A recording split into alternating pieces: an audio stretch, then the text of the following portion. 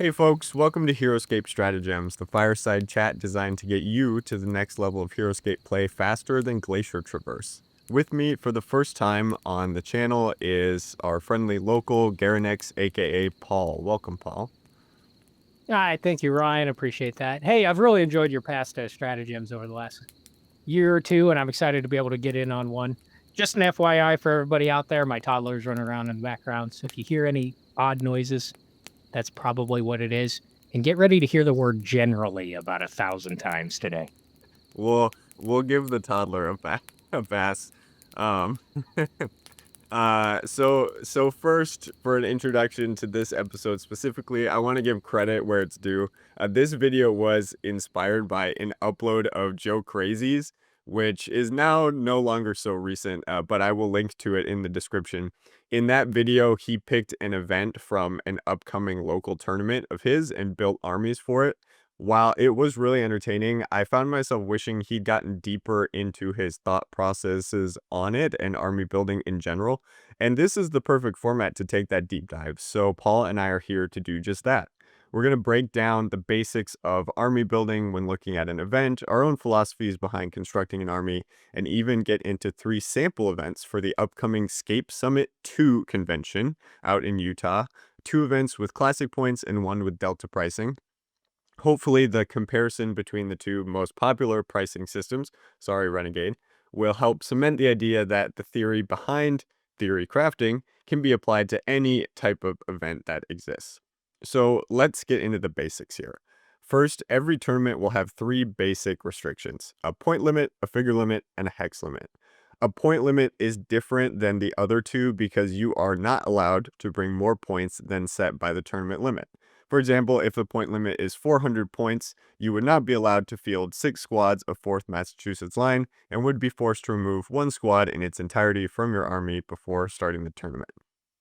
On the other hand, figure limits and hex limits are flexible rules. If a figure limit is 21 figures and the point limit is now 420, I could legally bring 6 squads of 4th Massachusetts Line. However, I would be forced to drop 3 figures to be under the hex limit, but I would still be allowed to play that 6 partial card of 4th.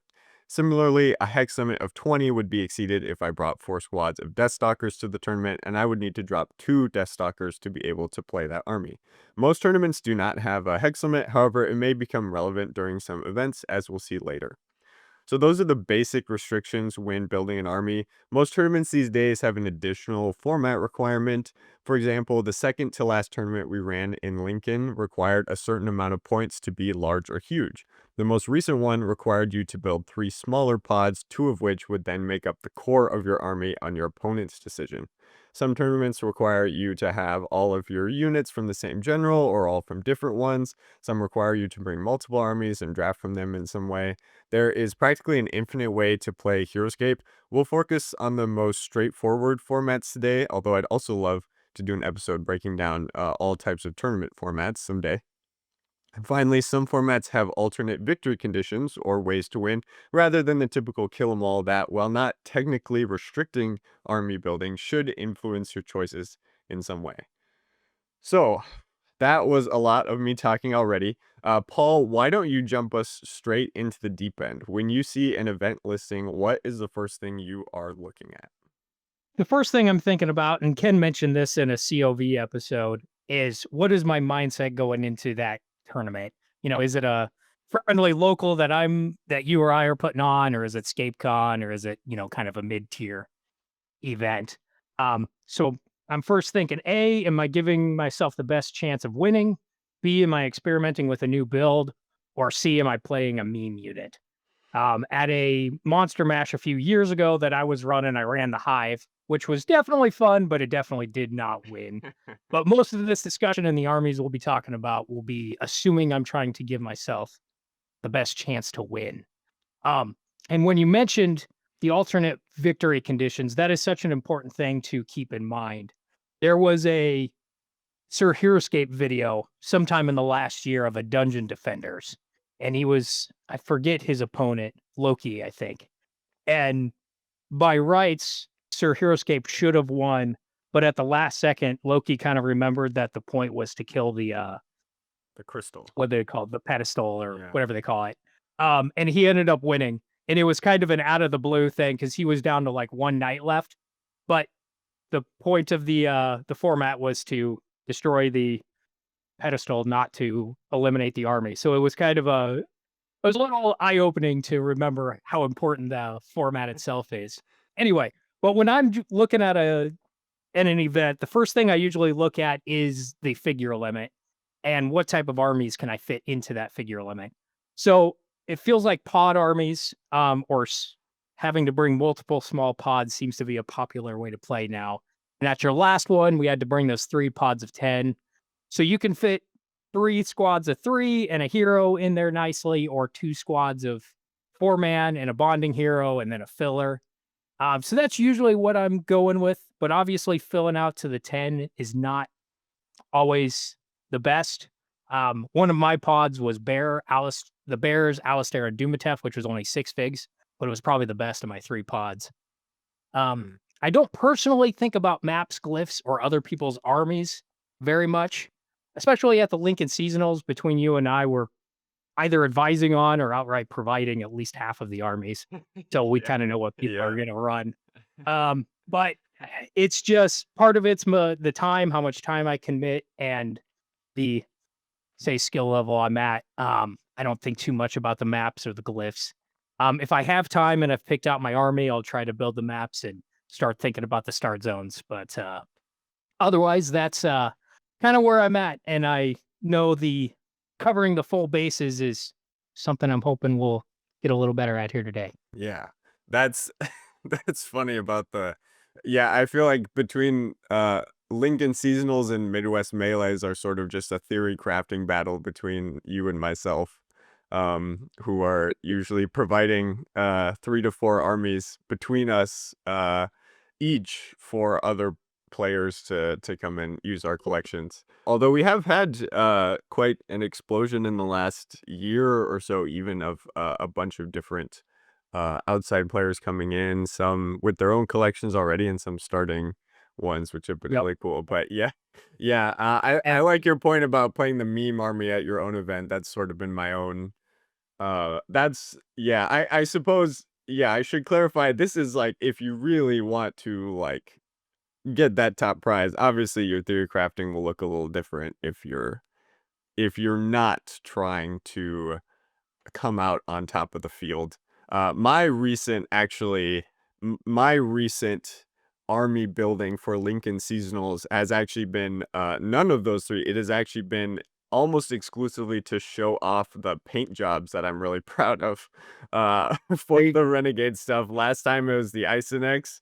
Really proud of that paint scheme for those. And then I played the Pirates last time. I was really happy with how those came out. So it's pretty much been exclusively to like show off the cool paint jobs that I've been doing. there you But go. There you go. You had some great gladiators at a previous one. I oh remember being yeah, very yeah, those turned out really good. Yeah, I had someone play Sacred Band that we just painted up at the last Lincoln Seasonal purely because we had just painted them and they turned out really nice. And I was nice. I like, don't think I played that guy, someone's but I gonna play remember this. seeing those. Yeah, someone's gonna play this so people can admire. But yeah, this will focus on like we're going to like in a vacuum, we're going to like a ScapeCon event, and we are trying to win. So my thoughts on here, I've got about a half dozen or so written down. First of all, so player skill obviously matters a lot in a game, but army building itself is a skill, and I think this is one of the biggest weaknesses that new players can improve on. I think a lot of games, mostly at the local level, because at a high level, the skill has sort of balanced out, but not necessarily. Most games are won this way before they even start. There are a lot of games I have played at Lincoln Seasonal where I show up with my goofy build and it's still more cohesive than my opponent's build. And that's not a slight to them. This is just something that comes with being an experienced player. So this episode of this podcast is dedicated to helping newer players improve at that. And frankly, even players who have been playing for a while, I still see a fair amount of not confusion, but maybe just not understanding the format perfectly, or not realizing that there perhaps might be better synergy, or one army might be a better fit for a format than the other. This is something that the really top players have figured out to give themselves the best chance of winning a tournament before they even show up. So this is what separates great players from good players from new players. So getting into some specifics here, everything should work in unison when you're looking at the point and figure limit. You can't focus on point and figures and also forget about the format. And you also can't focus on the format without knowing what armies work well at that point and figure limit. Paul, you mentioned a brief aside about different formats. I liked that example of the dungeon defenders. One thing to note is that almost entirely, I think there might be one exception I can think of, but almost entirely for these alternate win conditions, which is something like Delta Defenders, where you can kill a crystal to win, assassination, where you can kill a specific figure and win the game, control points, where you just have to have your figures on certain spaces to win. Almost always, you can just win by killing all of your opponent's figures. That is totally, like, that is also totally an option. So you can't necessarily build your army that is solely designed around keeping your crystal safe or something, and then your opponent comes in and blitzes through your actual army because your crystal is doing great and everything else is not very cohesive. Or you built your army solely around assassination, like these really high attack figures that are also very fragile, and then your opponent manages to just wipe through everything that comes at them because they kept their one figure, safe in their start zone. So that is something to keep in mind, is you can't only worry about the format, you have to still know what armies are cohesive and work well at the points and figures and what you expect. Maximizing points or maximizing figures is not the most important thing. Maximizing your army efficiency is. So this typically means maximizing the number of possible commons you can put into a build to keep the greatest chances for activation. So there are some exceptions here. Paul mentioned a great one with Bears and Alistair. It's a unique pod. It did not hit the 10-figure limit, and it also was, because he threw a Dumatef guard in there, it was 15 points short, and so he just tossed in some filler that was not going to ever win a game. You just throw it in there on a prayer, really. Jeff was a Yeah. one round whack burn. Yeah, exactly. Yeah, he's a bit of a Wannick soak. But that's still that's still an excellent pod. So you don't like, yeah, maximizing your points and maximizing your figures is not always the most important thing. But the Bears have 4 defense, 2 life, so they're very tough, and for a unique squad, that will help them keep their activations up. Alistair is also very beefy and hits very hard. So he's sort of protecting the Bears in the most offensive way possible. Yeah, That that focus on maximizing activations or, maximizing attacks, whatever term you want to use. That's something I know I'm working on, and sitting down to it was game 3 against Big Krug Daddy who won the event. I banned his squad of Stingers because I felt like Stingers times 3 plus filler was a very good army. But it was only 3 activations a turn when I probably should have banned Heavy Gruts and Nirak. He couldn't fit Heavy Gruts and Grimnak, but Heavy Gruts and Nirak, I probably should have banned that because that was 5 activations a turn. But for some reason, I got stuck on being scared of the Stingers, so I think I banned the wrong pod in that one. But if I'd been thinking about the number of activations versus the unit themselves, I think I might have come out on top at that one. But he played a very good game. yeah. No, I mean, stingers are very solid. It's a tough choice all around. And he also, like, did a good job of making sure that for each pod, he was still going to have the most amount of activations possible for as long as possible. So don't bring 1x of a common, for example. This is something I see actually quite a lot at Lincoln Seasonal. Mostly, well, not mostly, entirely from new players. Sometimes it's a just a collection issue, which is totally fine. That I don't blame them for.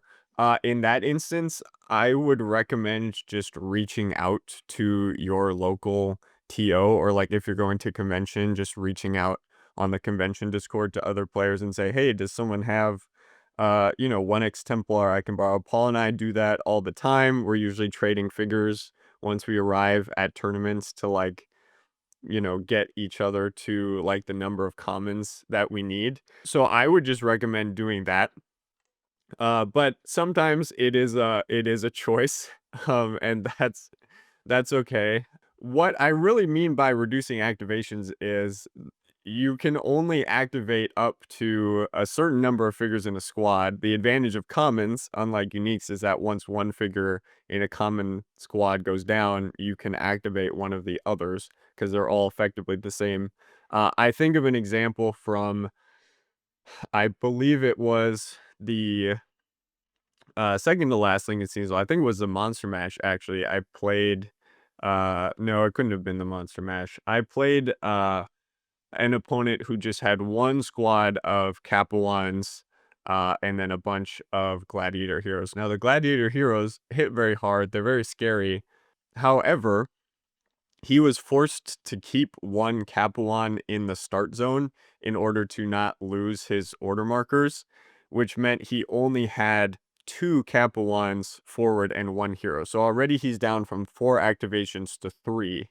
As soon as I killed those two Capuans, he was down to a single attack. And so my figures, which were, I believe it was like Spider's Wyvern, even though they're not very strong compared to those figures stat for stat, I just had way more attacks, and so I was able to eat through Crixus pretty quickly. Ready Arius was out there, which was cool to see. This was a Delta event. And at one point, I actually ran a spider into the start zone near the beginning of the round and got lucky and killed that Capuan and stole a couple order markers, and that was pretty much the game right there. If he had had a second squad of Capuans, I have no doubt he would have just crushed me that game. So that's what I mean by like, don't bring 1x commons, even 2x commons. Like if I can kill 4 Capuans, you're already down to activations, right? That is really what we're thinking about. Maxing out commons is the easiest way to do that, but it could also be things like if I have the Iron Lick, for example, I'm not only bringing Necrotech Wraith Riders, I'm also bringing Hellforge, so that if the Necrotech Wraith Riders go down, I also have another Bonder that I can attack with. If I'm bringing the Bears, and for some reason the points, maybe I'm playing like uniques only, maybe I'm playing Bears and Alistair and also Knight Irene, so that if I lose Alistair, I also have Knight Irene to bond with. So it's about always keeping as many activations as you can. And that, I think, is probably the number one mistake I see. It's just very easy to cut down on what the opponent is able to actually do with their figures, especially for locals. For us here, a lot of it does come down to people don't want to reach out or they don't feel comfortable borrowing or they don't realize they can borrow. One of the past events, I know I sat across from a guy who I think it was his first game in like 12 years or something like that. He happened to find the game online and he had Rise of the Valkyrie figures and he's like, "Hey, I'm going to go play in a Heroscape tournament." And he came with, probably Krav and Raylan and Deathwalkers or something Right. like that. And it was like, well, all right, this will be a training game for this guy. Yeah. But it was fun. And it's just like he played with what he had and he had Sure. fun. And Yeah. um, but yeah, just really encouraging people, if you don't have a big collection or if you've only started to build, the 1x of commons, reach out and talk to people or see if the TO is good with you proxying units, just to build that, because you don't I mean, stuff's so expensive nowadays. Like people are going to understand you're not going to have 4x axe grinders, Yes. but Yeah. if That's you want an army and you want to play 4x axe grinders, see if you can proxy knights as them or something. TOs, especially at local events, people are chill. yeah. People aren't going to care as long as they know what you're doing. Yeah, people are pretty flexible. That's really good practical advice. Just reach out to people. 3D printing is like the other Yeah, there. option if you like feel like you want to just start building your own collection. The thing is like I post a format like 3 to 4 weeks before a tournament starts, and so you never really know. Like, I don't think anyone would have time to print and paint their army for an event. This is something you just kind of do generally, and as your collection fills out, you're able to build more things. But 3D printing is absolutely the way to go. That is the way I filled out. I have what I would consider like a 95% complete classic collection. There's really just like 3 or 4 squads that I do not have like 4 to 7 copies of. And that's really that really allows me, first of all, to build whatever I want to for a format, but also build a lot of different armies. So I would just, if this is something that you want to like more seriously get into, playing competitively without necessarily spending competitively, this is 3D printing is 100% way to go. And you should already be learn how to paint because all of the new stuff is way cheaper unpainted. So it's a good mix of skills to pick up. Your example about bringing all of the Rise of the Valkyrie stuff is actually a really nice segue into this next point here. So a big mistake I see for Lincoln seasonal newcomers is simply hitting the point total with figures that are good without understanding why they are good. So Mimring and Krug, for example, are good, but why? In large part, it is because they bond with and complement a good ranged squad. So in the last Monster Mash tournament, I sat across the table from someone playing Aerogret, Mimring, and Jotun, the big guy, as his large and huge stuff. Mimring in the Monster Mash format is not really that good because Mimring's thing is that she hits from long range, and then the Aerogruts provide a very nice screen, very nice pings against like squad figures, right? Like they're very good at picking apart other range or slow moving melee or anything like that. Well, the game turned into our giants passed each other on the field heading towards our start zone, and I just like one shot Mimring while he like churned through some stuff, and then we sort of went, back towards each other. But Mimring was effectively useless because the Aerogruts were not able to get through any of the big beefy heroes that I had with their high life and high defense. And Mimring itself doesn't have very good stats for the Monster Mash format. So understanding why Mimring was good in the broader scheme of things would have helped my opponent to understand maybe Monster Mash isn't the format to bring them to. And I will add, on the flip side, understanding why units are bad also helps. For example, Master of the Hunt is not that good. He's a single attacking hero that is somewhat D20 dependent. He's a very good hero killer. Unfortunately, because you often want to have as many commons as possible, he just gets out activated. Again, this is about having as many activations as you possibly can. He's just not that good. In Monster Mash, he is excellent because there's a lot of heroes. There's a lot of stuff for him to get that Mortal Strike in. You have a lot less activations than normal typically. I mean, there's some stuff that can manage, but obviously Master of the Hunt isn't the only component of your army. So in that instance, I think Master of the Hunt being large and huge is one of the best Monster Mash figures that you can have. Understanding like, not just that figures are good, but why figures are good is really important. A lot of the Rise of the Valkyrie figures are really good, but if you just dump them all into one army, they're not going to be very good, because they're good for different reasons than just in a pure vacuum. Master of the Hunt's always been one of my favorite units, but you can so rarely use him. But you throw in Delta with Monster Mash, and now he's only 100 points, or he used to be 100 points. I don't know if he changed. Yeah. But yeah, he's always one of my favorites. Them and the Protectors of Ular, if you can ever pull them out at a tournament and actually give them some use, they're fun to see. Yeah. Yeah, Protectors of Ular are another one, that are not good necessarily, but understanding why will let you apply them to the format that they will have some success in. Sir Heroscape had a Protectors of Ular build in one of his Champion Circle League recently. The figure limit was very low, and that's why I liked them a lot, because you were going to invest a lot more points into heroes in order to fit the point limit, which was very high.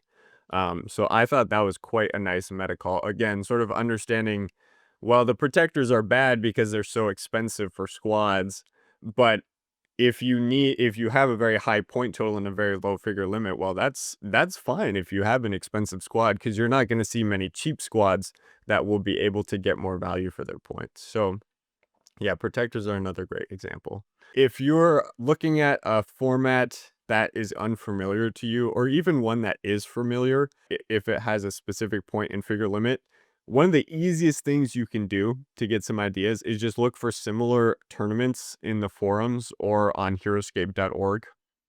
It's extremely likely that the format has been done before, frankly, especially depending on the format.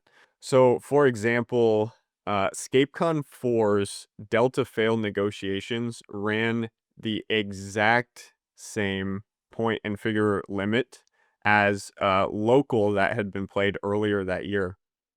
I looked at the results from that local, which was very large and fairly competitive for a local. And I built my army around that meta. And I went 3-1 and placed sixth out of 30 or 40 players at ScapeCon after looking at that local meta. So it's still very good for experienced players. I think this is especially helpful for newer players, because you can literally just look and see, okay, this build this build won, right? This build showed up twice in the top 5, right? So that is just an easy way for you to be able to show up with something competitive. Now, again, the disclaimer here, if you're a brand new player and you're watching a very experienced player win a ScapeCon event with a certain army, you might not be able to pilot it as well, because again, skill does matter. However, you piloting that army built by the good player might give you a better chance than if you're more inexperienced trying to build something just on your own, kind of throwing together whatever random things you can think of. This more cohesive army will just get you already a leg up starting right out the door, because again, you're trying to win these games before they even start. Maps can matter. Again, I only think about this for big events. Well, that's not true. Technically, I have all of the maps in my head when I make them for Lincoln Seasonal, but they don't affect anything I do when I'm army building. I think frankly there's very few maps, even for cons, that actually warp the meta. There's very few map and glyph combinations that matter. One of the big ones I can think about is highways and dieways. If you're playing an event, I'm thinking specifically about the last OHS V Cheese event, where nobody ran heavies because highways and dieways is just atrocious for heavies. I mean, development out of that start zone is laughably bad. I'm not trying to like trash the map, but when your opponent can like fly their rail in to that little hill and then use Q9 to just go across the water onto that other little hill and then just like pick away at heavies as they like painfully try to like funnel through the road, like onto the road. I mean, it's just so bad. If you've got like 10th, you're just gonna completely take over the hills in Raylan's aura before the heavies can get there. And then once you're shooting them, like you've got them back in the start zone. I think that map was probably one of the main reasons people didn't run heavies is because once you hit that map, and it actually ended up being on the finals, so you could have still made it a long ways, but you don't know that going in the way OHS works. If you hit that map like the first or second round, you're put into the single limb right away. I mean, you're just not winning. You're just not winning on that map. The only other glyphs I can really think of that matter a lot are like the unique attack glyph, especially in the contemporary meta. You want to be running bears in that instance, Right. or Maladrix and Festering Honor Guard. You don't want to be trying to run like pirates or something. You want something with glyph control. And Dagmar also matters a lot there too. I guess Valda, depending on how often Valda shows up, Valda is, in my opinion, currently maybe the strongest glyph that's most commonly used. There's so much wrapped into that too with like there was discussion on a you can never say a recent COV episode because they post like once a year.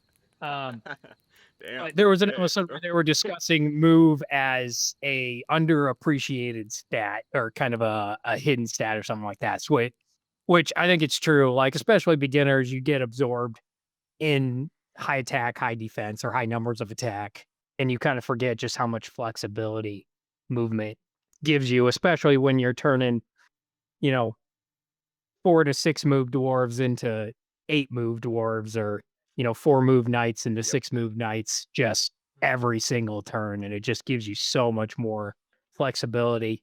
So, if you know there's gonna be a lot of movement glyphs out there, it could maybe it'll influence you a little bit to pick a slower army and assuming you'll get the move glyph. But I think the glyphs, at least in my mind, it's less important for army building and then more important for actually playing the game, That's fair. which maintaining glyph control is something I have lost some games and then had people tell me afterwards, like I had one game at Escape Con against Dragon Ruler where I had dwarves and crab, and there was the unique attack glyph, and I just kind of ignored it. I didn't do anything with it. And then after I lost, George was like, "Dude, you had the perfect setup to block with your dwarves and then control the unique attack glyph with your crab, and you would have won." And I was like, "Oh yeah, I should have done that."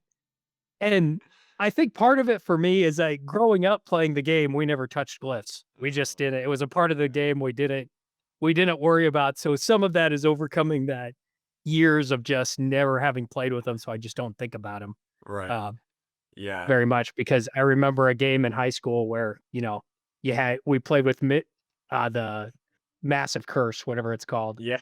And, Might. you lose something huge and you're like, well, I'm never playing with these again. So uh, Um, it's in same with the maps, I wouldn't worry too much about the maps when it comes to army building, but then it's so important when it comes to how you set up your start zone. sure. Um, Yeah. where it actually might affect my army building a little bit, what my filler unit is. Especially if I've got 30 to 40 points. Like if I've got 40 points left, I might grab Thrakis for the glyph control, or I might grab Tita Sure. or Yeah. Marku or something like that. That way I can grab that glyph. But, that's again getting down to my filler unit and isn't gonna really affect my army core. Yeah.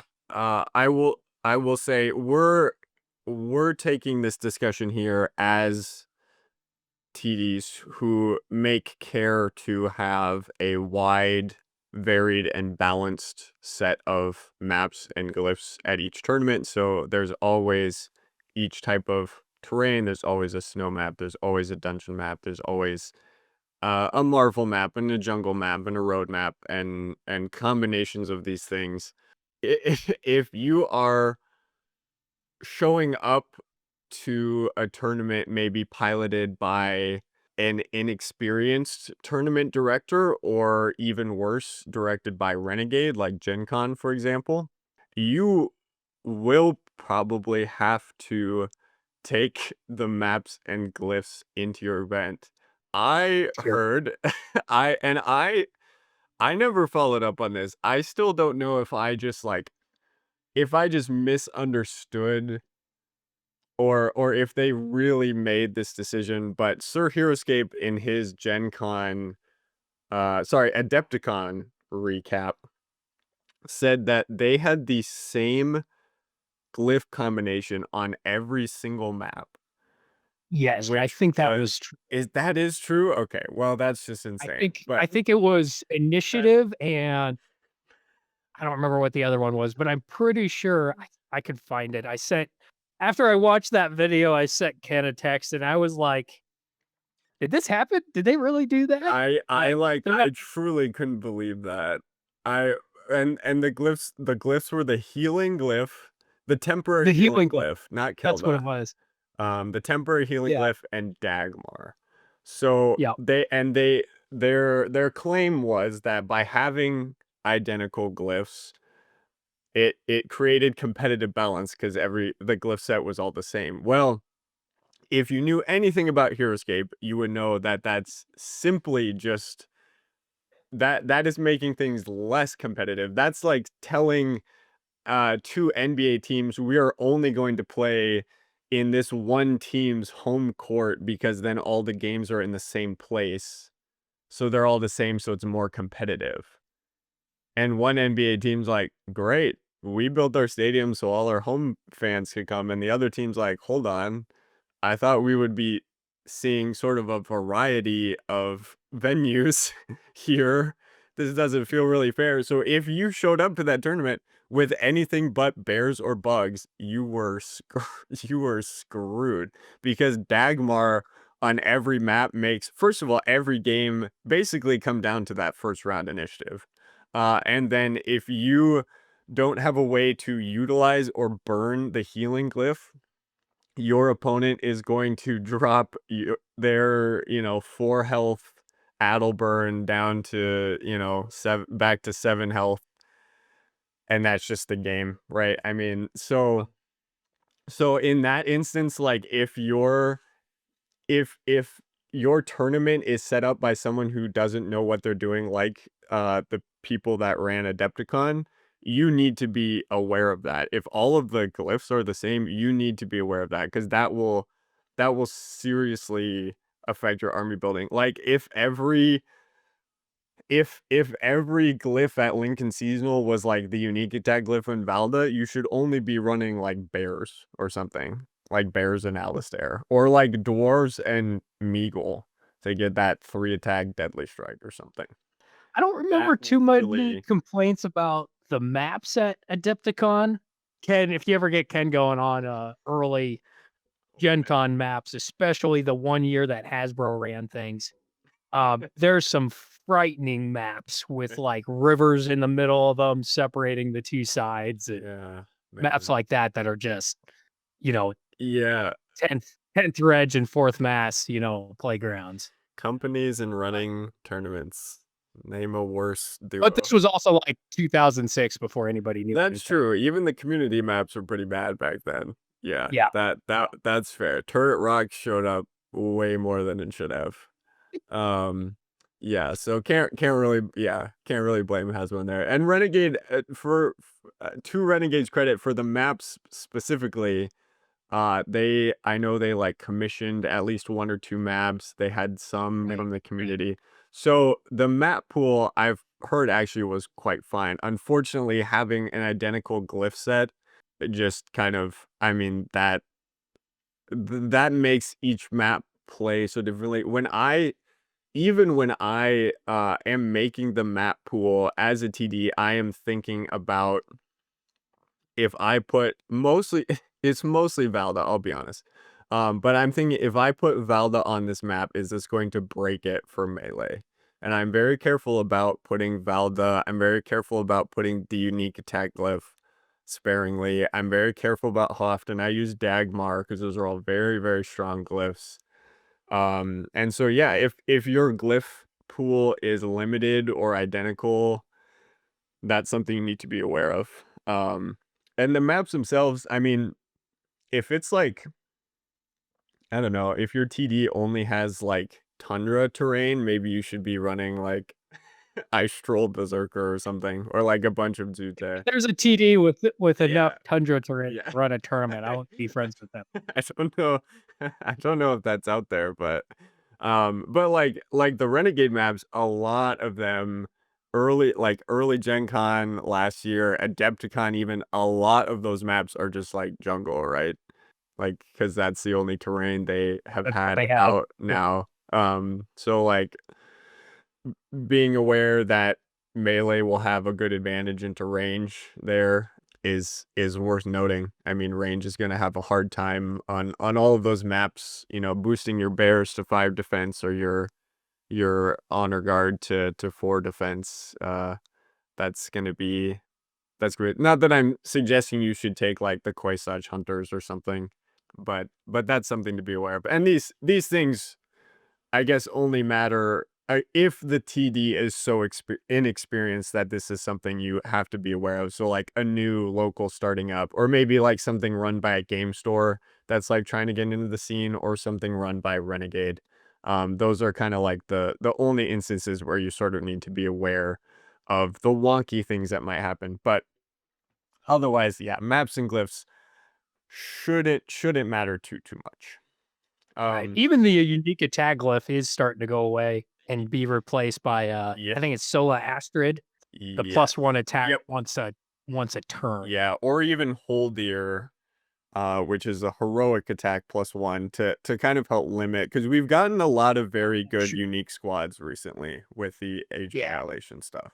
That's probably a much better one to use than the unique attack glyph Yeah, because I'm kind of in the same boat. I think I just had out of like our eight or nine maps set up at the last seasonal, I just had one with the unique attack glyph. That was all I was willing to give, especially in like the pod draft format. I knew there'd be a lot of stuff, like a lot of Age of Annihilation stuff was very viable. So you just want to be aware of that, I guess, with a varied and balanced set of maps and glyphs. Unless you're going to like a really big event like ScapeCon, in which case it's worth checking them out.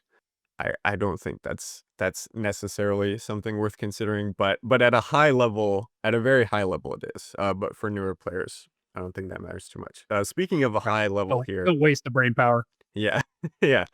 Speaking of a high level here, so for the old people in the chat here, for the experienced players listening who might not think that this has been useful for them, I'm gonna give you two hot takes here. So my first one, figure count is overrated. And I know we just talked about like trying to max up your commons, trying to fill up the figure limit. That's mostly for newer players who like shouldn't be bringing like 1x spiders to anything, right? Figure count is overrated. At the V cheese level, quality over quantity is always more important. And we saw this in the last OHSV cheese where the Q9 Rygarn Uniques build saw a ton of success. I made it to top 8 with just I think 9 or 10 figures in my army with dragon green scales. Yeah, this is something that I think has sort of been shifting in the competitive scene. There was a lot of and maybe Paul can give some more context to like the history of the competitive scene, because I'll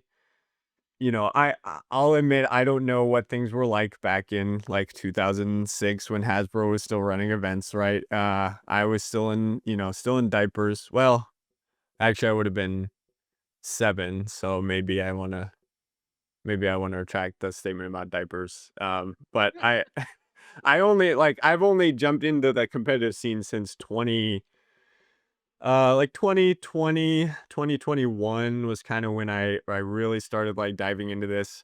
Yeah, I kind of got into the competitive scene in 2021, back when I was still in diapers. So maybe Paul can speak more about the history of the event, but it was a lot of like you want to just max out like if you can bring 5x fourth mass to a build, that's the ideal like nothing can beat that. That's the ideal Heroscape build. If you can bring 6x stingers to a tournament, that's the ideal build and nothing can beat that. But now there's a lot more creative V-Cheese builds. When I say quality over quantity, I don't just mean like I'm taking heroes over I'm taking squads. I mean the heroes that I have or the squads that I have, like the unique stuff that I have, is going to be just as, if not more efficient than a common squad. So obviously my main example is like Nilfheim green scales. If a melee army wants to engage me, I'm getting 3 attacks of 4 and then 3 more attacks of 3 or 4.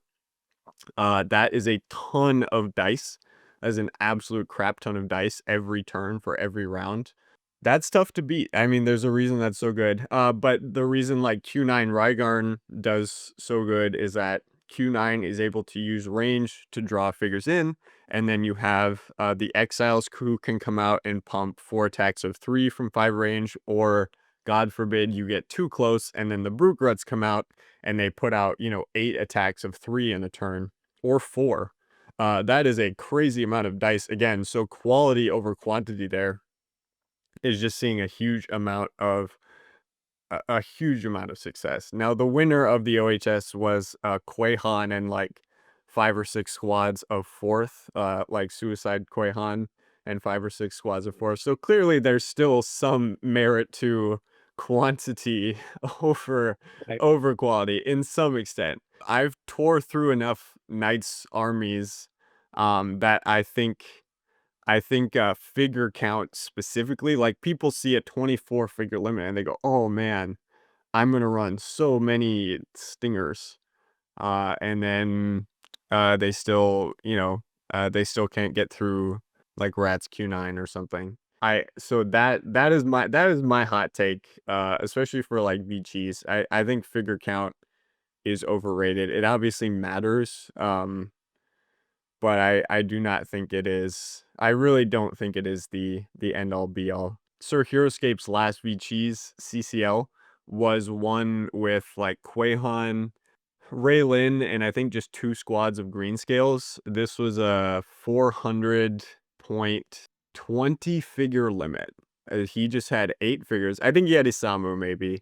He just had 8 figures.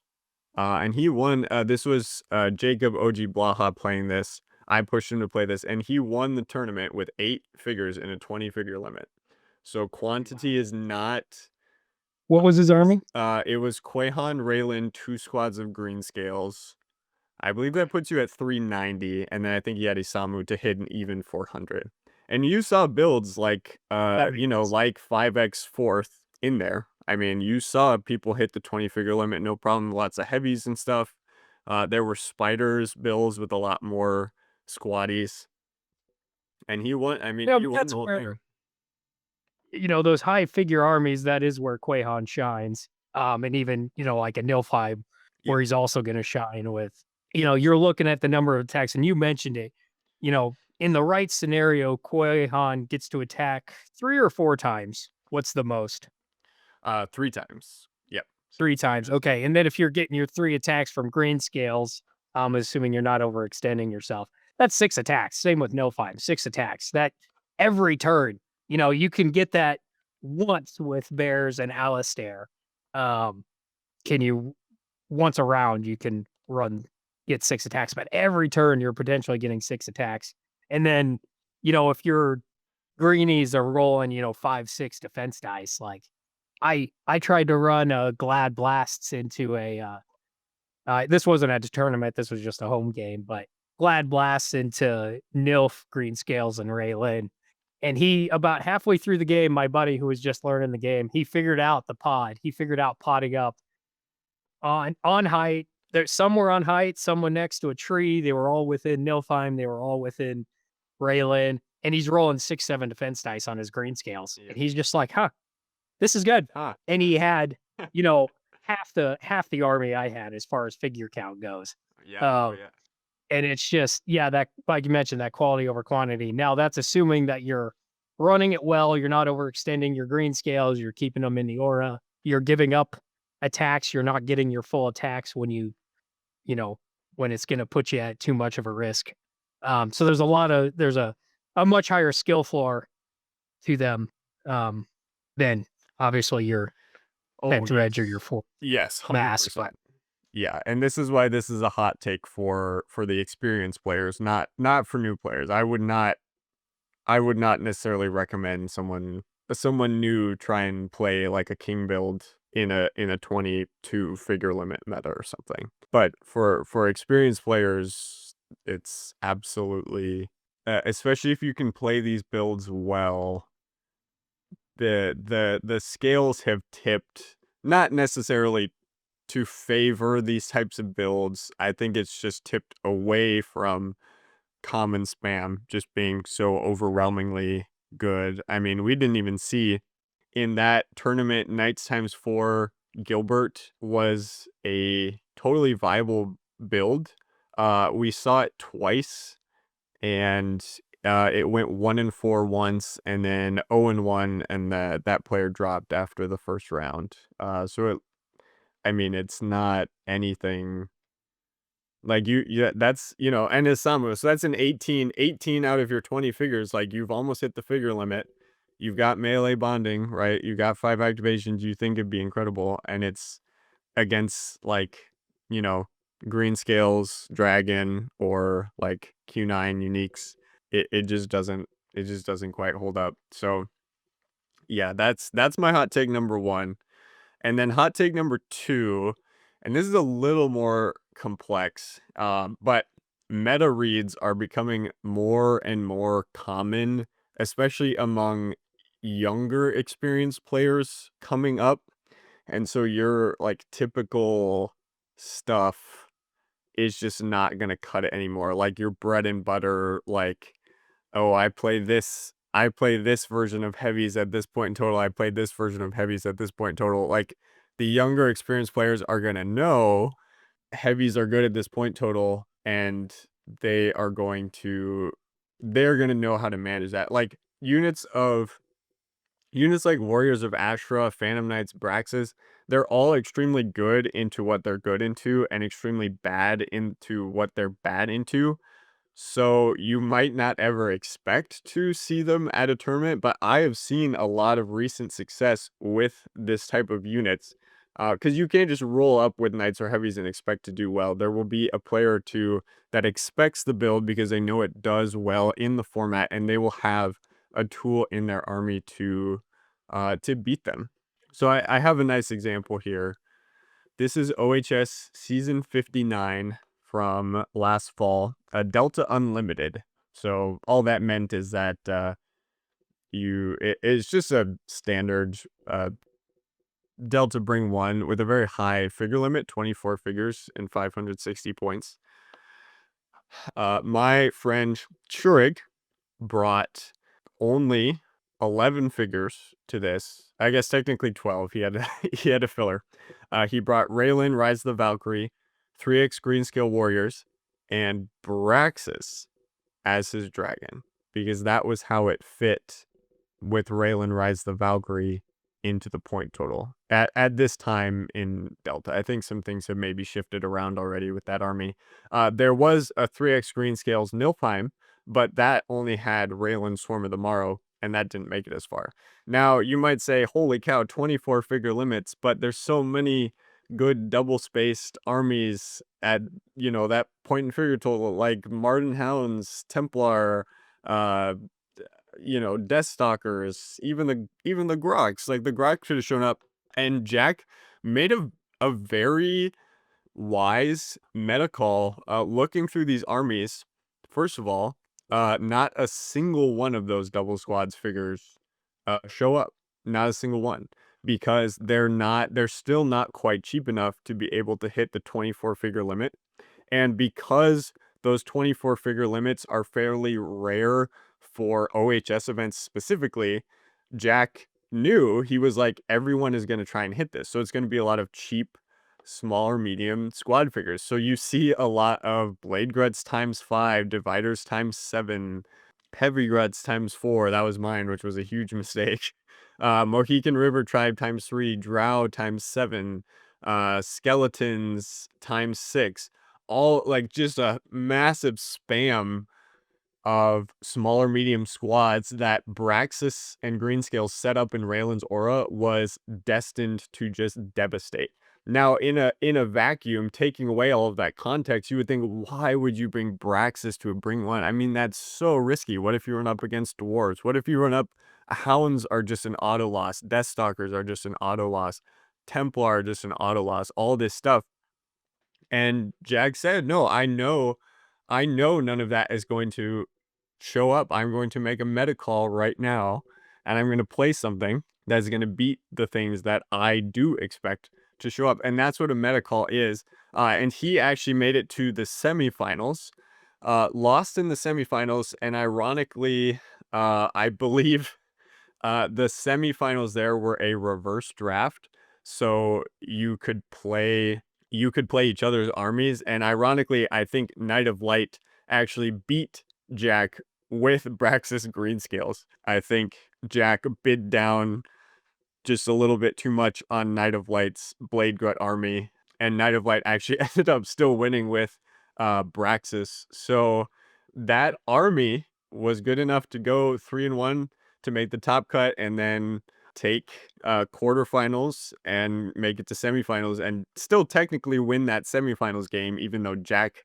himself didn't win the semifinals game, so the build didn't move on. But that's one of my favorite examples of the meta call. And this is what players are doing now. I mean, this is legitimately something, and this sort of leads into my next point. Like, if this is a big event, you shouldn't just build the first army you like and stick with it. You shouldn't be like, oh, I like to play heavy, so let's see what heavies build I can make. You should be like, well, I know this other player likes to play knights, so let's see what knight build you can make. Ooh, that knight build might be better than my heavies build. I know this player likes to play microcore in Delta. Ooh, that microcore build is pretty good into my heavies. And so you build all these things, and I don't think Jack actually went through and took the tournament builder and specifically built out every variation of every build he can think of. He was just sort of had a general idea of what would show up, and that's fine too. This is something that players are making. I do this myself for events. I see, and we'll see some examples of this as we go through the tournaments themselves. But like, what do I expect to show up most often, and then what do I think can beat that? And I don't think he used this term, but, I don't think he used the term, meta call or meta read, but Ken mentioned this in one of the episodes preparing for the tournament, and it's easiest when you're, thinking about, like, a monster mash where there's gonna be large, huge there. Yeah, So, example is, there's gonna be large, huge there. What's good against large, huge? Dwarfs. yeah, So, you yeah, should probably bring something that's good against dwarves, yeah. which, you also could call a meta read, but that's Schurig's thing. That's kind of a meta read on another level. Yeah, no, I mean, it's pretty brilliant because but the logic steps through. Like, you have this 24 figure limit, which is rare, so people are gonna hit it. Well, what's gonna be able to hit that? Not large and huge stuff. They're not gonna be able to reach that figure limit. So I'm gonna bring something that's just devastating against small and mediums. Because again, that type of unit like Phantom Knights, Braxis, Ashra, they show up a lot more often than you would think because people are making these meta calls. I brought Warriors of Ashra to a Lincoln Seasonal a couple tournaments ago and had just a bring one and had good success with them because there was always something that they were good into, and that was a meta call I made. Now, granted, it was still kind of a goofy army in theory, but it worked out. This type of thing, I think if you want to keep up with the competitive meta here, you have to kind of be aware, and this also comes down to like kind of knowing your opponents and things like that. It's a small enough community that we can do that. It'd be easier at your locals maybe, but yeah, this type of meta read is becoming a lot more common than you might think. I guess that those are my two hot takes for experienced players if you want to keep up with the very, very upper echelon of play. And then finally, don't be afraid to experiment. Your next pet army might be just around the corner, and if you're unwilling to go out of your comfort zone, you may be at a disadvantage if you only want to play certain types of armies. You might just be limiting yourself, and that's okay. I'm not saying play something you don't have fun playing if it's a miserable experience playing pirates or something. But don't be afraid to experiment, uh, and see what you might enjoy. All right, so that's been enough talk on the principles. Let's walk the walk on some tournaments and actually go through and implement these. So Paul and I are going to take a look at 3 tournaments from the upcoming Scape Summit II convention. Well, at the time of recording, it is upcoming. It will have already concluded when this releases. So this way you can actually check out the tournament pages, which I'll link in the description. You can see if anyone brought the armies. We'll discuss and how they did. But take any results with a grain of salt. Like I said, a convention, like any local event, still has a wide range of skill. So you might see really great players do well with poorly constructed armies, and newer players do poorly with well-designed armies. But it will be very interesting to see. I will be very curious to see how many of our picks show up in the tournament and how they do. So the 3 tournaments we're going to discuss here are Beachies, Delta Bring 1, and VC Second Wind. This gives us a nice mix of top-tier modern competitive format, a Delta event, which has become as or more common than classic point events at this stage in time, and an alternate rules event. So let's start with Beat Cheese. This is a classic kill 'em all format using the points listed on the printed card with no restrictions other than a point and figure limit, which for this one is 475 points and 24 figures. The format is called Beat Cheese because it includes units released by the Valhalla Customs Group, which consists of the C3V and the SOV. If you're unfamiliar, I would highly recommend checking them out. I'll link to their website below. If you want to be a modern competitive player, you need to know these units. And even if you're a casual player, I guarantee there will be units and designs that you will have a blast with. So, Paul, as someone who's not super well versed in VC units, what are your thoughts on this event? Well, first thought when it comes to, as you said, I have very limited experience with VC. I've only ever played in one VC event, and that was because it was a Delta event back at ScapeCon, and I wanted to finally run my Crocs. I was just on the cusp of diving into VC when Hasbro released their campaign a couple of years ago, and I was like, well, that takes precedence. What I appreciate most about VC are the 2 things. One, I love when they fill in gaps in the units in the lore, like the Dread Goal Raiders, and then when they help those classic units that need it, like the monk that gives the monks bonding. Yeah. Now, we still don't see monks come out very often, so they must need some more help yet. But I've played monks with just the master without the bonding, and you're just like, man, I need to bond with this guy. Yeah. Um, Yeah. Regardless, if I were to play in this event, the first thing I would do is I would brush up on those units that I just kind of hear about in the zeitgeist. Mhm. Um, being Cathar, Quahan, Microcore Troopers, Kuthnak, and Rygard. Those are kind of the main ones I feel like I hear about all the time. Yes. So I'm like, okay, I hear these names. I know they're going to appear. Quahan being kind of the main one. He's kind of the new Q9, I feel like. The next thing I would do, I would see if I could find any recent Beachies formats, figure out, what went into the top, probably 6 armies, 8 armies, depending how big of an event it was.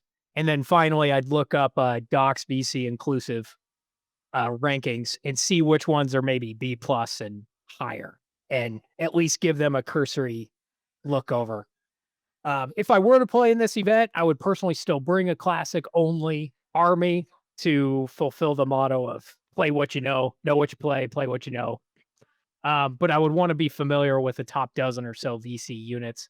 That way, I'm not sitting down across the table and having to read a card and figure out what it does, because you're not going to win if you have to do that. Regardless of format, I know this goes a little bit just being at the level of player I am at. Good units are good no matter in what format. Is it going to necessarily win you the tournament? Probably not, but I threw together a few classic only armies that fit into this format. One being Heavies times 4, Grimnak, Nirak, Marku, Knights times 4, Zedekron, Marku, Asamu. And then finally with the and your discussion about what Shirag did with the 24 figure limit was super interesting. But this last one gets close, which is Blasts times 2, Glads times 3, Raylan, and Marku. And a 24 figure limit is the only time you're ever really going to be able to see a Glad Blast army. So that's why I threw that in there. Yeah. Yeah, those are good points. I'll I will underline your point here that you can show up to any VC event and do well with classic figures. You said like if you're reading your opponent's card, that's not going to go well for you. I do agree because a large part of being a good player is not only knowing what you want to do on the board, but what your opponent wants to do on the board. And if you don't have an idea of the general strategy that they're going to pull out, it might be tougher to win. But like my favorite Vichi's army is classic only. Like there, you do not have to show up with the hot new stuff, which Koyan is a 2012 unit, so it is not new by any means. A lot of the stuff, I don't think there has been a meta defining VC unit in like at least 5 or 6 years. Sorry, Ogre Castle Actually, Crasher is not it's not happening. And that's that's a intentional. fantastic point, actually. Sorry to interrupt. I was starting to hear about Quahan so much in the last, maybe 2 years ago, maybe a year ago, that I thought for sure he was a brand new unit. And then I looked him up and saw he came out in 2012. I So think what I as someone who is much more familiar, especially with the online scene, because that's probably where Quahan really got big. yeah. What changed? What happened? Is Yeah. it just because Heroscape's getting bigger or VC's getting more popular? Yeah. What is it that happened that Quahan suddenly blew up? Yeah, that's just by virtue of the popularity of Valhalla Customs suddenly exploding before the Hasbro relaunch. I know there were people even during the campaign that were like more excited for upcoming VC releases than anything in the Age of Annihilation box. Like 20, I think like you said, like 2017, 2018, it just took a big jump in popularity, and then I think the pandemic really, like, exploded, like, people were like, I'm stuck indoors, I wanna play games." Oh my gosh, there's this incredible group of designers doing stuff for Heroscape that have, like, competitive validity, not just in the sense, like, they're good, but, like, in the sense that I can bring them to a tournament because my tournament allows them because they're so well designed. So I think that was when people started to hear about Quahan because more events are running VC stuff, and so now it's not just the online group running VC only because I think that was it for a long time, maybe occasional events at occasional locals. But it was only recently that VC, I think, became popularized in the sort of general Heroscape community, which is great. Don't get me wrong, that is excellent. But these units themselves have been out for quite a long time, but people are just now becoming aware of how good they are. Again, that doesn't mean you have to you have to bring them to event, or own the figures or anything like that. You put out you listed a couple excellent classics only build. I think out of all those, I like the heavies. I like the heavies a lot. I think that's a really yeah, I think that's a really excellent build. You also mentioned looking at other events. To get into some specifics here, War League, which was an online team tournament, had a V Cheese, 2 weeks of V Cheese, which was 470 points, 24 figures. So just 5 points lower, same figure total. So basically, what was good there is going to be good here. So in talking about this discussion, I'm sort of like copying the homework there a little bit. Like, fourth spam is gonna be good. Heavy is gonna be good. Q9 Rats saw a bit of success actually, and I think the Q9 Rygarn Uniques build will also still be good. Nobody was brave enough to run dragons. Actually, that's not true. There was one Quahan Greenscales build that did lose to Rats Q9, unfortunately, but it came down to the wire. I mean, it was an extremely close game. So basically, everything in that tournament is going to be good. So if I'm going to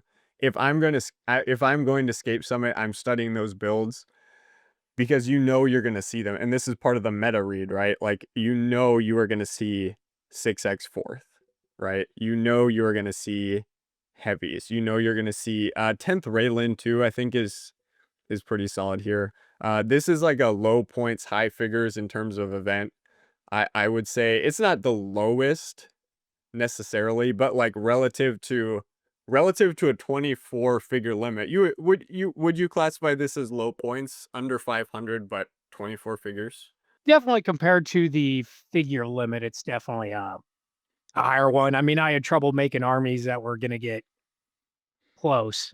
Yeah, Um, the Glad Blast, that was 23, but my other 2 were quote unquote only yeah, 19 in the figures. teens, yeah. Um, and then I threw together a few armies with some VC units in there. And even then, one was 12, one was 17, one was 19. So it's gonna be difficult for people to hit that 24 figure limit.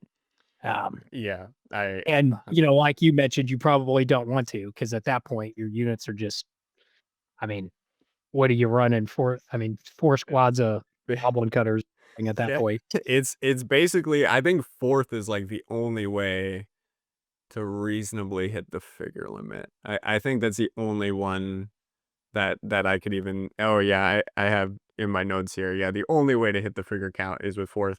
That's also the easiest one to play, so I definitely expect that to show up. You can get close with 10th Raylan. Melee heroes just take up too much points to get more figures at this 475. So in this point total, I still think Vichi's Raylan is essential as of today, and maybe that will change after Scape Summit. Who knows? No one has won a major Vichi's event without her, and in fact, only a handful of non-Raylan builds, which would be mostly heavies, I think, and maybe Raylanless Knights, have even gotten to semifinals. So like, if you're not running Raylan, you're kinda just setting yourself as a disadvantage already. Could still happen at the right event, at the right, like, point figure limit. I think heavies probably have the best shot to do it, frankly. Or fourth, maybe, like, just pure fourth. But it hasn't happened in a big event yet, like a major Right. con or a very competitive local or an online event, which despite contrary opinion, online events are more competitive than almost any other uh in-person event out there. Even at Gen Con, I put together all of the, first and second place armies over all of the years of Gen Con and Scape Con. And Raylan, this was as of, I think, last year. Out of the 38 armies across all those years, Raylan appeared 22 times, and she was in the winning army 13 of those times. The next closest unit was Axe Grinders at 4. Ugh, So that that just shows that's crazy. the prevalence Yep, of her. And yep. just if but she's such one of those units that I think people know she's good, so they include her, but then they don't always use her Yeah. effectively. Yeah.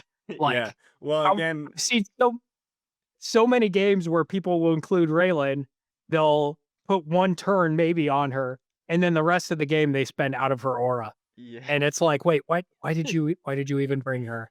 And it's Yeah. like, they just know that she's good. Yeah, I watched some OHS VG's 5 games like that where there was Raylan in the army and the dragon just kind of forgot about her. That was hard to watch. Again, it's that knowing the figure is good but not understanding why, which is a newer player issue. But yeah, I guess if you're not confident in your Raylan play, and that will be a topic of stratagems at some point. If you're not confident in your Raylan play, You don't have to include her. Heavies or fourth in this format are probably your next best shot.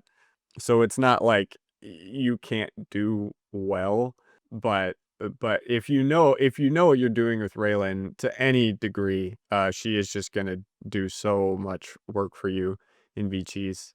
I personally would, if I'm heading to Scape Summit II here, I'm running green scales, because I can fit Raylan, Nilfheim, 2x green scales, Marl Warriors, and Marku, Isamu, and Odenashi. Now, the problem with that build is that there's way too much filler.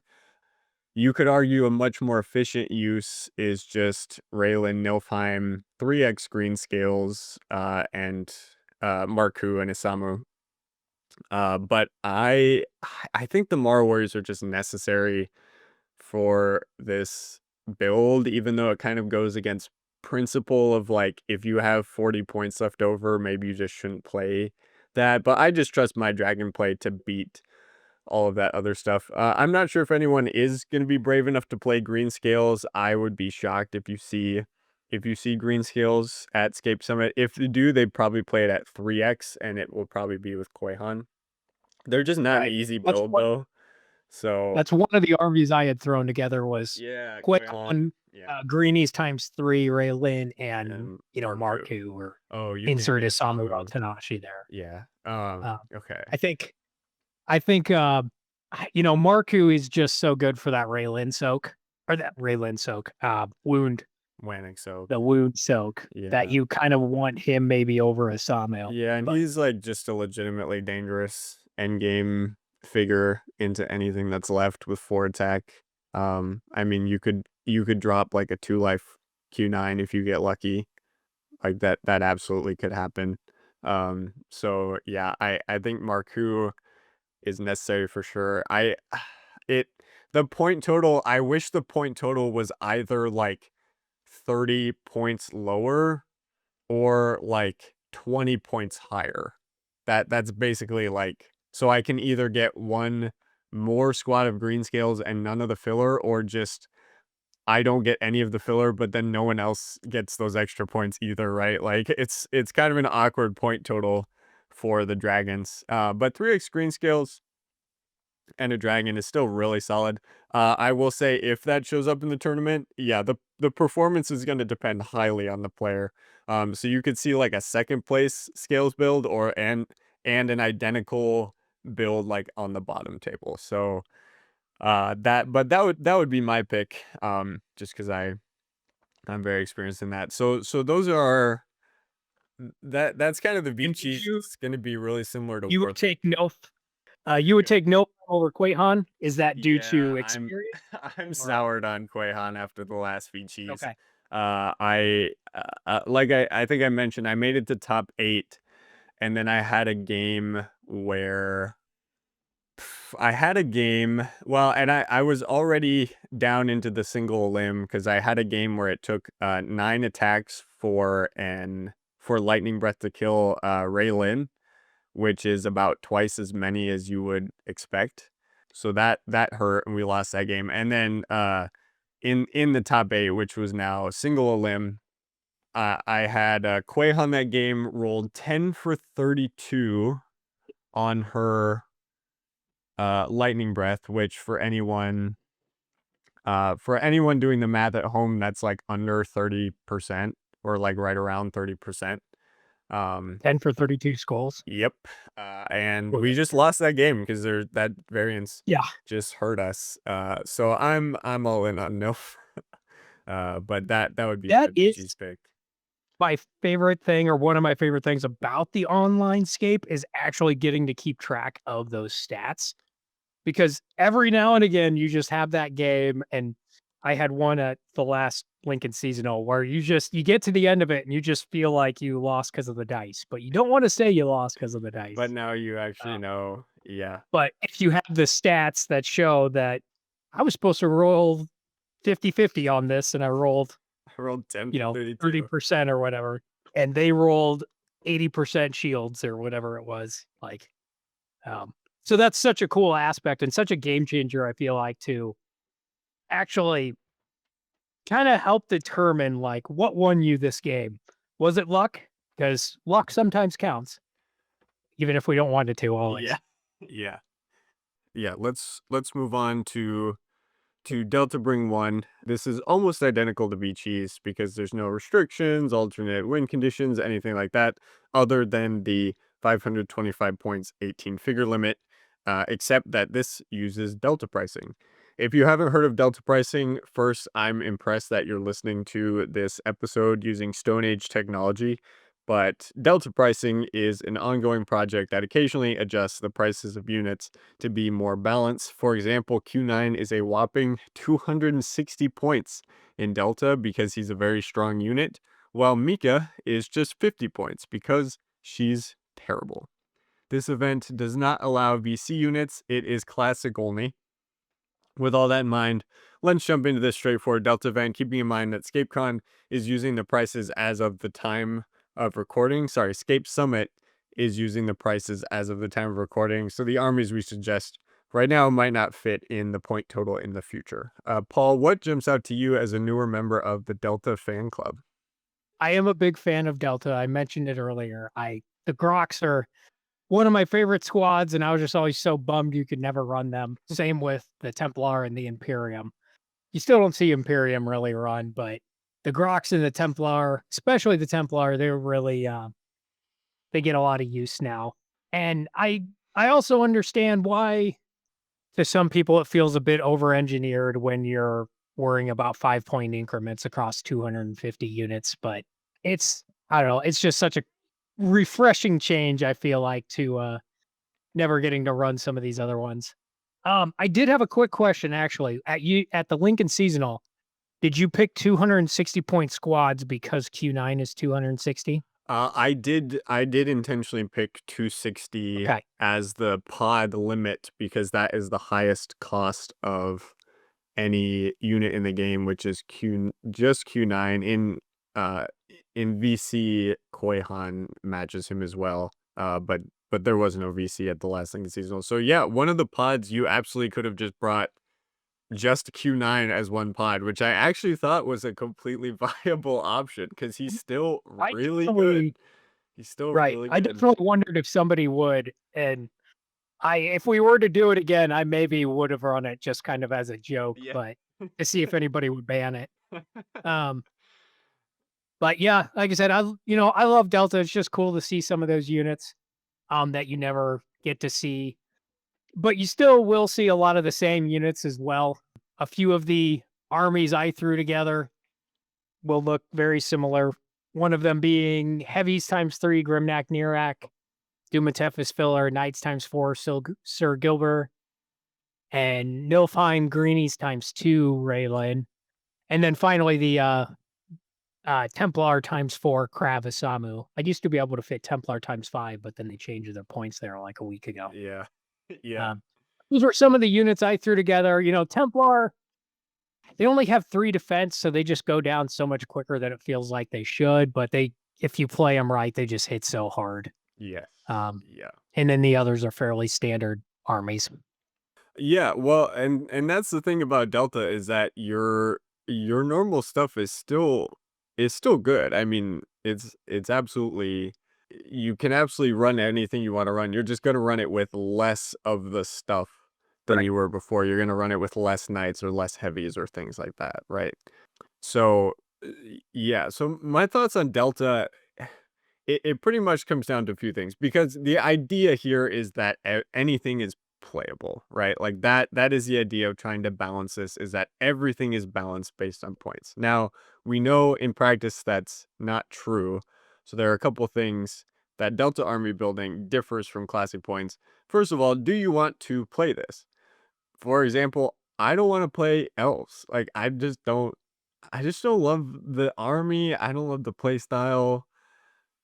They're kind of fun to play against, but I don't love playing with them, even though it actually fits very nicely in this point total here. You can fit pretty much every elf, wizard, and Savaris in this Bring 1, and I actually think that's quite a strong build, but I just don't want to play it. So that's out for me. I literally never consider elves when army building because it's just not one I enjoy. So do you want to play this? That's like the number one thing in Delta. And then is it still high enough on the power curve?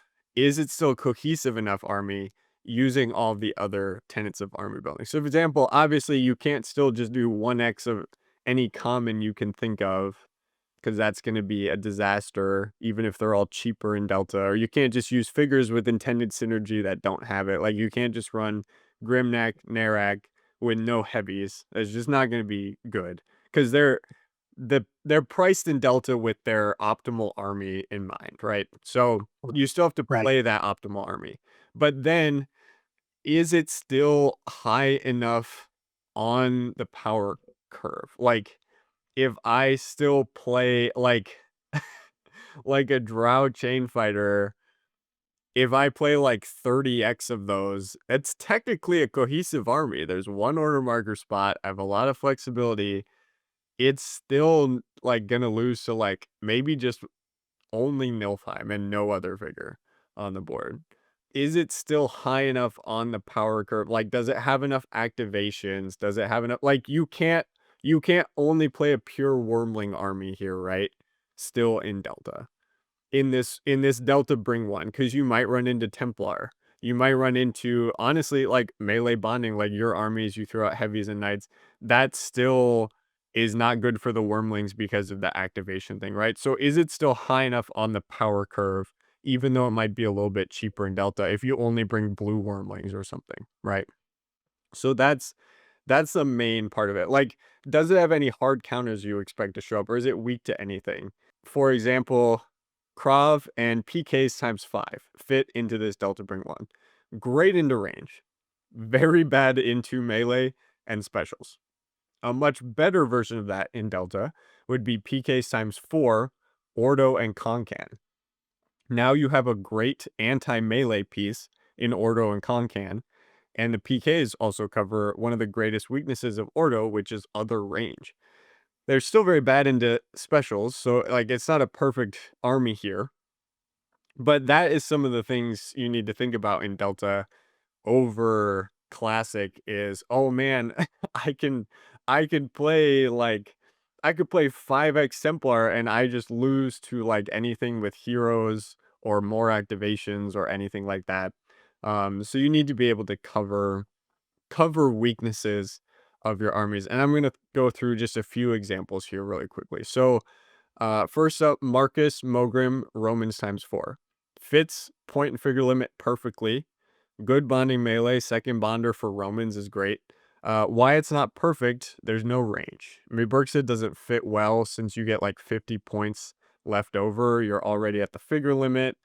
You know, if you run into someone making a meta call, or if you run into like Ordo, something with Ordo and anything else would still be really dangerous for this army because they're just going to be able to pick you apart before you can even get into their threat range. Festering Honor Guard, Finn, McDurk Warriors, and Queen Mal also fits point and figures really well. Really good synergy between Finn and Maladrix. Her stat block becomes insane with Finn Spirit, and she's great cleanup even if the McDurks don't do much. But why it's not perfect, also no range, and the McDurks might do literally nothing. It might be hard to get your opponent to also kill Finn if that happens. But you can always kill him yourself.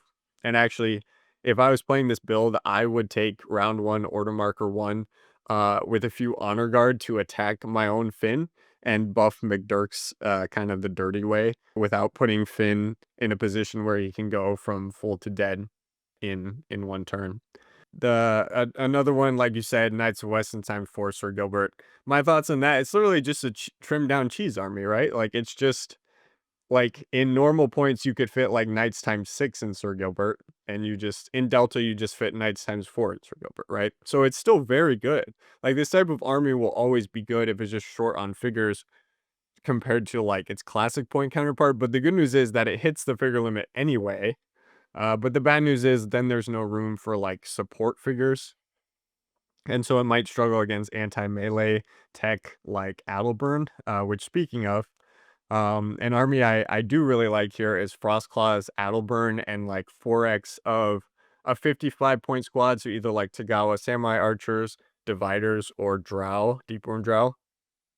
Adelburn was one of the best figures in Delta before his point adjustment, and I think he'll still be very good at 175.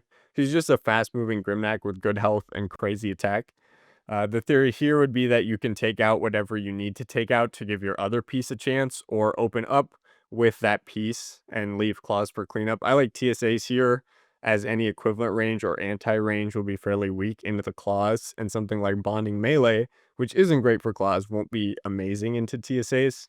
Why it's not perfect is sequencing and order marker management, plus the the risk of planking on the first 1 to 2 Frostclaw attacks is always there.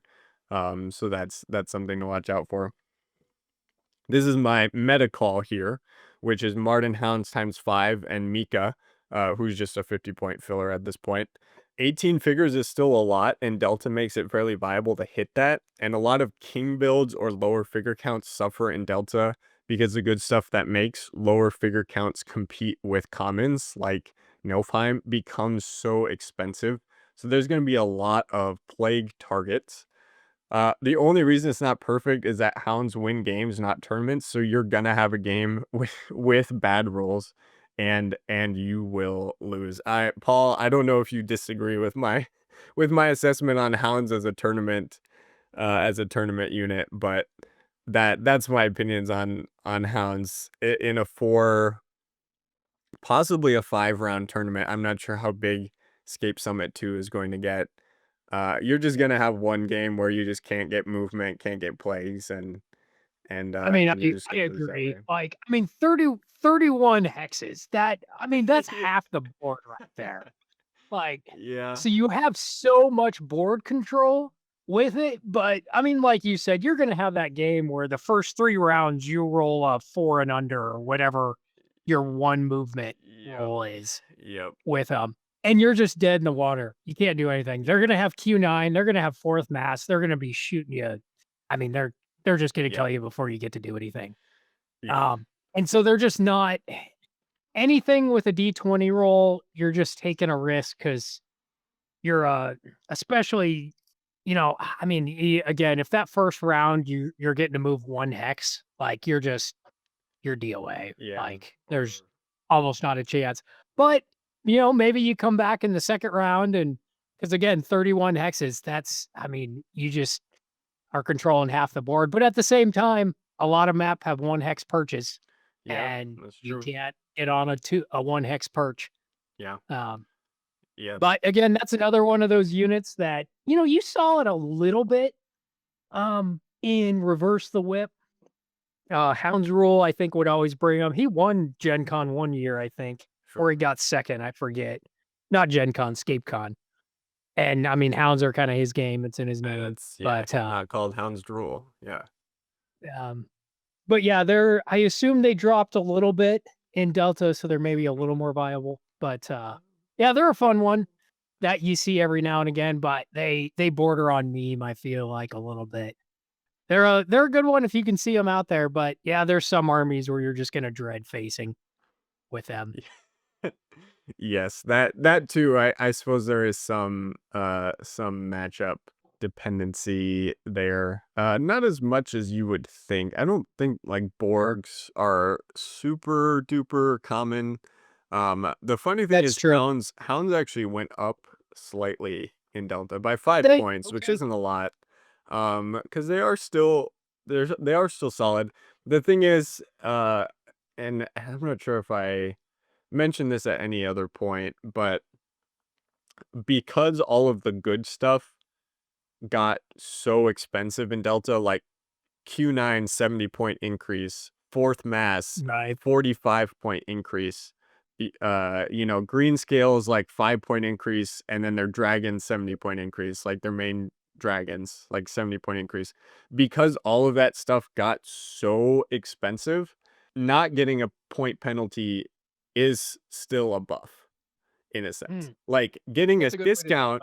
Yeah. getting a discount makes you very, very good. And that is reserved now for only the truly worst units in the game, like Mika or like some of a lot of the Curie squads get a very Right. small discount just because they're still so weak to like Braxis or like wormling, like red wormlings, just destroy them like point for point, stuff like that. So some of that gets a small decrease, but everything else like becomes better. Like Roguescaper at our last tournament did very well with Sabaris, whose point has not changed since Delta's inception, which is so funny.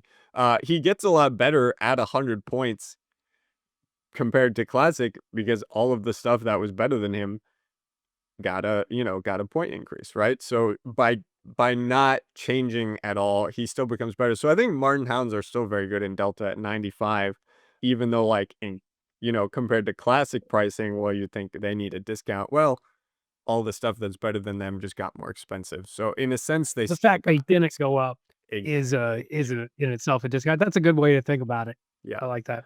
So and this is also like 16 figures is very nice. So I think this is very good. I would like to see this in this tournament. I think it could do really, really well. And honestly, I'd be shocked if it didn't show up. The only thing would be if people don't want to bring 5x hounds in their like suitcase or whatever, like 31 hexes, like you said, that's a lot of hexes. A lot of But X's. yeah. And then my final army here, and this would be my pick for the tournament. Cap 1 Gladiators times 3, Crixus, Spartacus, and Isamu. This is a low figure count. This is 12 figures, but who cares? Crixus hits Right. like an absolute freight train, not even a truck, a full freight train, full speed, and so do the Gladiators. And Spartacus as an endgame cleanup is just gross. Even if you only have one squad of Cap 1s left. Honestly, even if you don't have anything left, he just has such ridiculous stats. I mean, 6 attack is so high, and 4 defense, 6 life is so tanky. Isamu as filler is kind of just the cherry on top. This feels like it goes head to head with just any other 18 figures you have. So this is again, quality over quantity here. There's no range, but also who cares? Unless you run into Right. like a ridiculous hard counter like Ashra. But even then, I think with 4 attacks per turn and their return attacks of like 3 into 4 or 5 if you can climb to height, I think you're still killing Ashra at like the same rate. So the only thing this hurts into is Addleburn with like the auto kill and then the 5 attack on a cap 1 can clean through them. But Crixus kind of makes up for it. And again, I don't think there's a very good. So this is another looking at the meta. I don't think there's a very good Death Chasers build because you can't get 4x Addleburn and any kind of support. And I think the Frost Claws and Addleburn, you can reduce activations. They're just outstatted by the cap 1s and they'll lose activations quicker. So this is part of that meta read, like, well, this is bad into this thing, but these are the builds I expect to see. And so actually I think I'm okay. So I think this steamroller thing is just so good at this point total. And melee bonding is gonna help you get around things like Goblin Cutter shenanigans and stuff like that. I love seeing gladiators hit the board. They're just what they're one of these squads that in classic they're just so bloody expensive, dollar amount wise. I think they're one of these that people just don't think about as much because again, how hard it is to get. I only have one squad and I've only ever had Mm, one squad and you could, 3D printing and stuff changes that obviously, but yeah. and I just love seeing gladiators hit the board. And is this do they generally go down um So in Delta? it's funny, Spartacus went up, which again feels Okay. insane because he felt too expensive in classic pricing. The gladiators themselves went down. So I paid 210 for Spartacus compared to 200, but then the 3 squads of gladiators were 5 point cheaper each. 5 points cheaper. So So he's effectively I almost the got a same thing. 5 point discount on the total Discount. So package. it doesn't change. Delta didn't change a whole lot for them. The theory Um, is that it's trying to encourage more non-Spartacus builds, basically. builds. Sure. Which is nice in theory. Haven't seen anyone do it because it's still Actually really, do it. really strong with Spartacus. And then Crixus has remained about the same amount of points because he's still very, very good for the build. I think he went up by 10. So you're paying actually a little bit extra but again, you know, a on the total, you know, you're paying 5 total points more for this 3x caps Crixus Spartacus. That's not a lot compared to someone who's trying to run like 4x 10th and is paying like 160 points more for the build, right? So in a sense, they still they stayed around the same, and all the stuff that was better than them got expensive, and so they're going to be more competitive. I think the funny thing is, the biggest thing they have to worry about is hounds, because the plague is Right. really going to hurt them and Like Princess just with the low wait. figure count. Yeah. But again, this is one of those things where you hope the hounds either like get low plague rolls or you just kind of avoid the matchup there. This is something that is a risk. Like when I'm playing Cap ones, that is a risk I'm going to take, knowing this build is out there that counters them, and hoping either someone doesn't play it, or I if someone plays it, I don't run into it, or if I do, they roll low. That's like a Yep. risk I'm knowingly taking going into this tournament. But yeah, I think those are some archetypes of builds we could see in that Delta Bring one. And of course there will be many more, because you can get so creative in Delta, which is super cool. All right. Okay. Should we jump Yeah. into this last one? Let's do it. Let's close it out. All right. Okay. So I'll jump in real quick. I just think this is a fascinating format, this last one where you pick the waves basically. So I apologize. You're we'll jump back to you. You explain it. But I just want to ask my question and maybe you can answer my question while you're sure. um answering it, which is what order do you what type of army do you make A? What type of army do you make B? That's what Yeah. I'm even more so than the army builds themselves. I'm curious on what do you make, do melee first and then range, both a mix? So I'm curious to hear your thoughts. No, this is a really interesting one. The last tournament we want to talk about is VC Second Wind. This is our chance to talk about alternate rules or formats and how we can apply the techniques there. So this is the format description for Second Wind.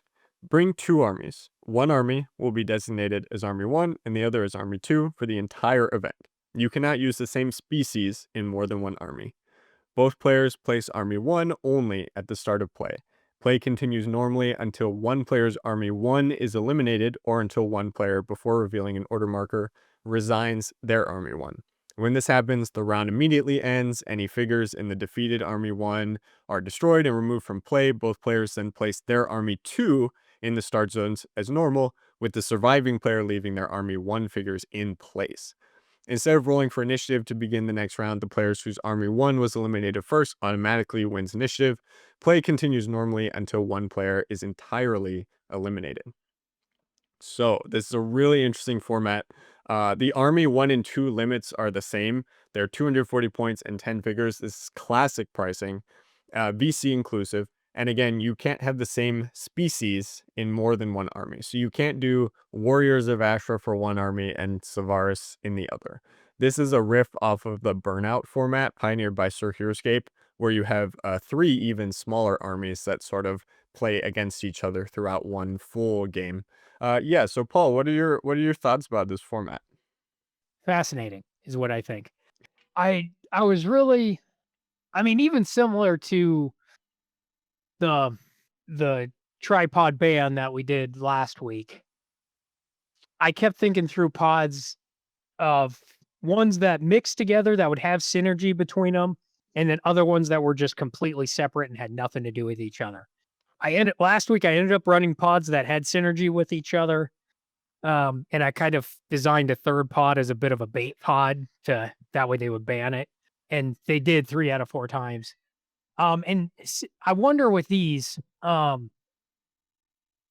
feel like with this, since you can't have the species synergy between the pods, I feel like you just have to make 2 completely unique pods and just try to have 2 solid armies Yeah. that are gonna both be good.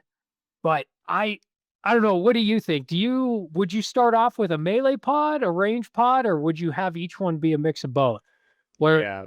what do you initially think? So I think one important thing to note about the format is that the surviving players' Army 1 figures stay in place on the board, and when you restart with Army 2, the player that had all of their figures destroyed automatically wins the initiative. So you're kind of looking at this two ways. If I have three fourth mass figures on height towards your start zone and I finish off your Army 1, you are going to win that next initiative. But if you brought like knights or something, you win that initiative and still can't get to my fourth mass, or maybe I'm more towards the center of the map, so you just try and get next to jungle or shadow or something, and then I have like a couple turns of just wait then fire I can do on my fractured Army 1 to already start to pick away at your Army 2, and then and then my full Army 2 comes out and rolls up the map. So I like having range in both pods actually, because if you manage to beat the other player's Army 1, you have such a strong position. And if you lose, you win that initiative and you can come out with your range first turn because you know you're going to win and try and eliminate. I mean, granted, you still have an advantage because you're on low ground, they're on high ground. But if you take out like one or two of those three fourth mass figures, then now their next two order markers aren't really doing that much. Just one attack of four per turn is not that big of a deal. And I think you're right. The synergy is intentionally so limited. So when looking at a new format, it's really important to understand what is being limited and why, so you can try to work around it. So for example, the 10 figure limit is a nice limit to prevent something like 3x fourth or 3x 10th, for example, or at least to limit its effectiveness, because you will have to drop two of those figures.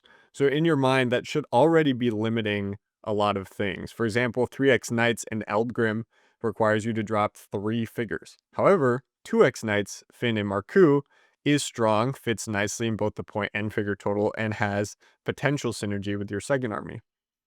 I did actually check with the format organizers of Scape Summit. Unfortunately, Finn as treated it in being a different army than your second army, so he can't go on those units if he dies in the first battle.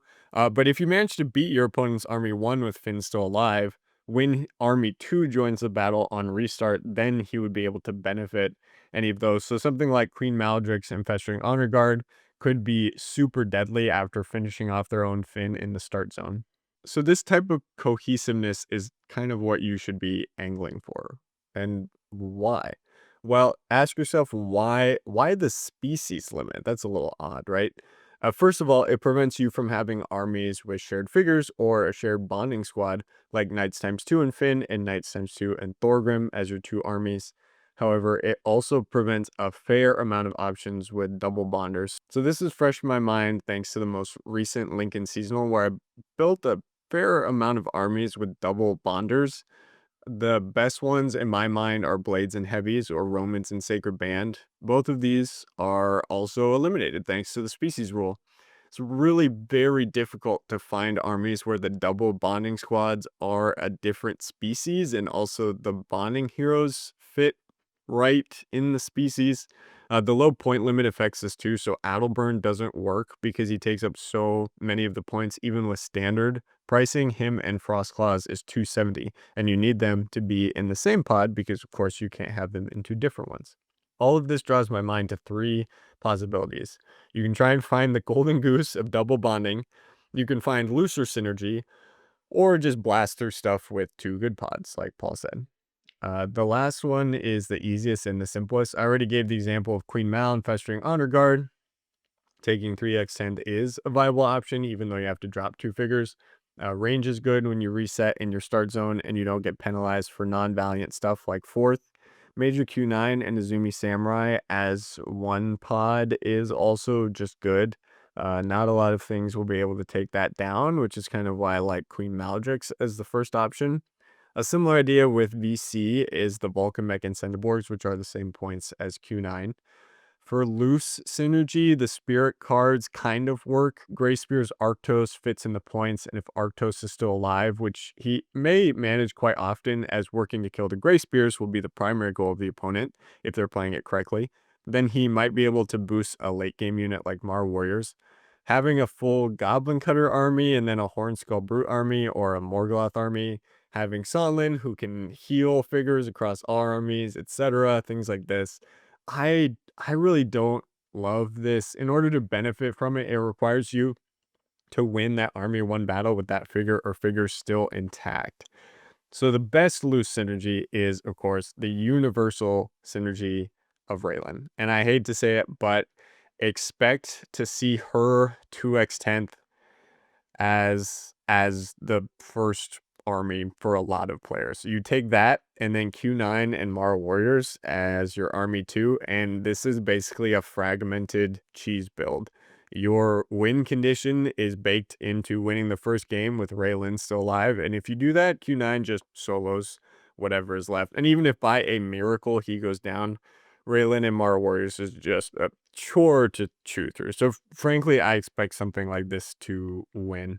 And that leaves the Golden Goose. Now, disclaimer, there might be another one out there, but Arrow's green scales don't work. Mimring doesn't fit with 2x scales. No other dragon is cheap enough or has double bonding. We already mentioned Adelburn with Chasers doesn't quite work. So the Golden Goose here. Axe Grinders times 2 and Dareem, and then Fia Bonnie, Knaves, and then Mara Warriors and Kate Crawford as filler. Now, I know what Paul is thinking. I ran something very similar to this at the last Lincoln Seasonal. Unfortunately, after saying that, I don't think it's very good. Axe Grinders and Dream are great and fit well in the point total, but I think they're better served with a better non-synergistic second army. And they're also a bit matchup dependent. So you want them to be the same army as the Queen Mal or the Q9, but if you went into Knights or 10th Raylan or God forbid Cathar, you're just toast. So it's really risky there. Obviously, the train of thought through the army archetypes is really specific, like really format specific. But I hope you can see how these questions about why events and restrictions are set up the way that they are helps you extrapolate helps you extrapolate that to other formats so you can apply these techniques and build the best build for each event. All right, Ryan, that was fun. I really appreciate you having me on. I'm glad we finally got that done. I know we've been talking about this for like 6 months or so. Yeah. I always appreciate your work organizing the Lincoln Quarterlies, as it's really the only competitive scape in the area and the only competitive scape I have the capacity for in my current life. I'm excited for the pocket of Heroscape we're building here in the Omaha, Lincoln area, even stretching down to Kansas City with Roguescaper making his way up. That was a fun podcast episode. I think the important thing for everybody, this is what I'm pulling away from this myself mostly, is kind of know where you're at on the skill scale, know where your own skill level is at, how much energy, how much time do you put into your army building. I'm still kind of at the point where it's more beneficial for me to spend my time getting better at the core armies, getting better at the bonding melee, at the range plus screen, all of that stuff, and maybe less on the meta reads and really trying to nitpick down. But know for yourself, know where you're at. Know where you're at on the skill ladder of Heroscape, and where is it best to put your time and energy to get better if that is your goal. Thank you again, Ryan. I'm going to drop off.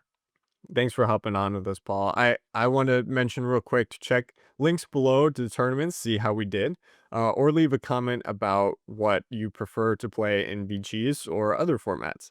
I want to reiterate that I think this is like the #1 aspect of the game I see holding newer players back, and often is also what I see holding back experienced players from getting to that top level of play.